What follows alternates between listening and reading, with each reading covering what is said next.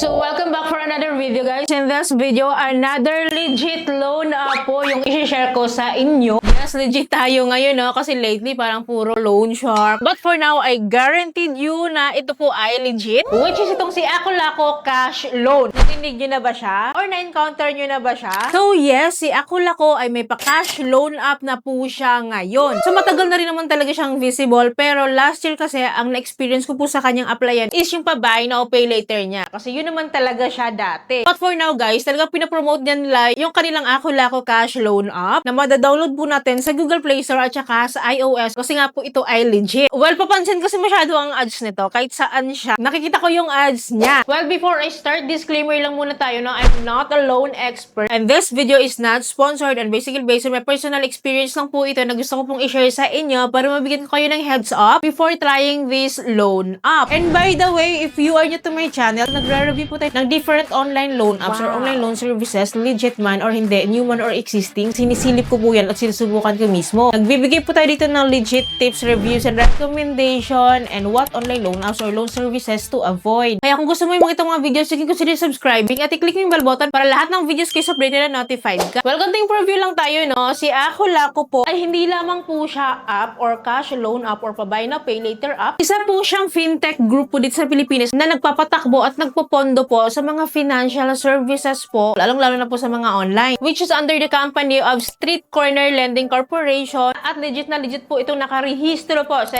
SEC website, lalong-lalo na po under sa list of recorded online lending platform at of course CIC accredited din po ito. So para maliwanagan kayo, no, kasi ito naman ay based din sa experience ko, meron din po kasing mga fina-fund po si Ako Lako. Unang-una nga po dito yung natry ko po last year, which is yung si Ako Lako app or the e-commerce or pa-buy now pay later app po nila. So buy now pay later lang siya, wala siyang cash loan. And the second po na pina-fund po ni Ako Lako ay si Own Bank. Kung kilala nyo siya, isa po siyang digital bank app. So third po na pina-fund po ni Ako Lako, which is itong mga partner platforms niyo po sa shopping app like si Lazada at saka si Shopee. And I myself po, account nga po ako sa Last Pay Later na funded po ni Ako Lako. Kaya nga familiar na po talaga siya sa akin kasi tuwing magbabayad ako, siya yung lumalabas sa receipt. Well, lastly nga po, itong si Ako Lako Cash Loan app po ngayon is of course funded niya rin po ito na nagbibigay po siya ng credit limit from 2,000 up to 60,000 pesos. Nakadepende po yun ha sa kanila, subject for evaluation po yung ating magiging loan offer dito. Depende yun, no, kung maganda yung ating credit score. Well, sabi nila maganda daw po siya utangan, of course na dahil nga legit. And then long term siya. Imagine ha, nag-offer siya from 3 months onwards. So of course subject for evaluation po din po yun. And mababa daw po yung kanyang interest rate. Monthly po siya, hindi siya 7 days to pay lang or 15 days to pay lang. So monthly po yung repayment natin. So based po yun sa mga naka-experience and then based din po yan sa description po ng app dito. And it seems like parang buo po siyang matatanggap kasi nakalagay dito na service fee 0, transfer fee 0. So basically buo siyang matatanggap. Well, of course, para malaman pa natin kung anong meron dito kay Ako Lako Cash Loan. Of course, nag-apply po ako at sinubukan ko po siya at kung paano ako nag-apply, isi-share ko sa inyo yung process ko. Para kung if ever interested kayo or kung gusto nyo mag-try dito, may idea kayo kung ano yung mga hinihingi niya. Kasi since ito po ay legit, so expect po na limited lang yung hihingiin niya and then expect po na legit din po na mga documents or information po ang kailangan nila sa atin. And of course, please, kapag mga itong mga legit, no, maging honest po tayo sa ating mga information. Kasi if ever may mismatch po ng information natin, pwede tayong ma-reject. So kapag download po natin ng app, meron pong bubungad agad sa atin. Nakalagay po dito na welcome to Ako Lako and then meron nga po silang credit limit up to 60,000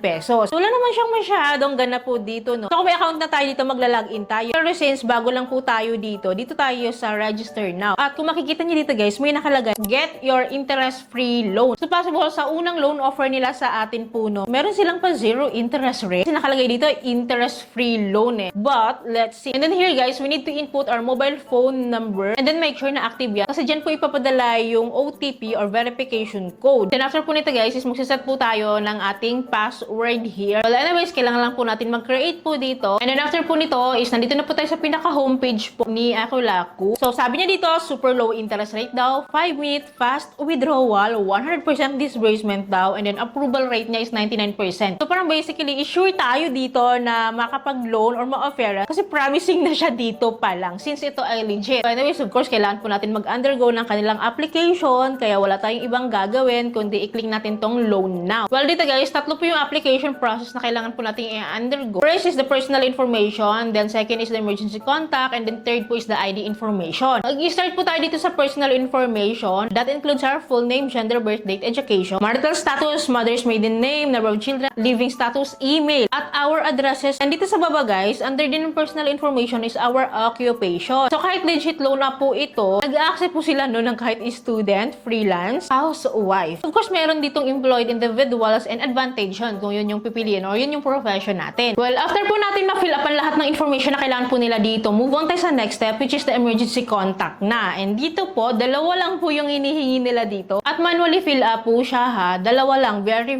limited lang. And of course, answer honestly po no kasi possible tatawagan yan kasi legit nga po ito. And kapag na-provide na po natin to, move on tayo sa next step which is the last step po is the ID information na po. And for you guys to have an idea kung ano po yung mga IDs po na nire-require po nila, so ito po yung list na yon. So limited lang din talaga siya. Hindi siya sobrang dami ng choices. So pili na lang po kayo dyan. Basically naman, mga government IDs po ito. So kapag nakapili po tayo, pipicturean po natin yung front and back. And make sure po valid po yan kasi na-detect din po nila yan. Kasi kapag na-picturean po natin yung ating ID front and back, ma-auto capture po nila yung ating ID number. Well, after po nito, ang kasunod naman niya is the facial recognition. Magsa-selfie lang po tayo dito basically, no? And then after po niyan, sinabit ko siya and then under verification po siya agad. Magna-notify na lang po sila agad if may result na. So, I've been waiting for a couple of minutes. So, nakalagay dito within 1 hour daw, magkakaroon ng result siya. Pero within minutes lang din naman. Few minutes, binalikan ko po yung aking application and then nakita ko dito guys, rejected pala ako. Nakalagay dito, pwede ako mag-resubmit ng application right now. I can edit my details kung may mismatch or may mali doon or kung may gusto akong baguhin para ma-approve ako. So, kinlik ko yung resubmit application. And then, ganun ulit guys, no? Magsasubmit ko ulit na yung personal information, occupation, emergency contact, ID information, and then isasubmit mo ulit. And after po nyan, agad-agad, nagkaroon na rin ako ng result agad-agad at rejected pa din po ako. Nakakaloka, diba? Well, na-detect niya kaya na may account ako sa Last Pay Later na funded niya rin. But anyways, no, siguro magre-reapply na lang ako sooner if gusto niya na akong tanggapin or gusto niya na akong ma-approve kasi nga legit nga po siya. Since marami na rin naman nakapag-loan talaga at marami na rin talagang sumubok po dito. Well, sayang lang kasi interesado talaga ako pag itong mga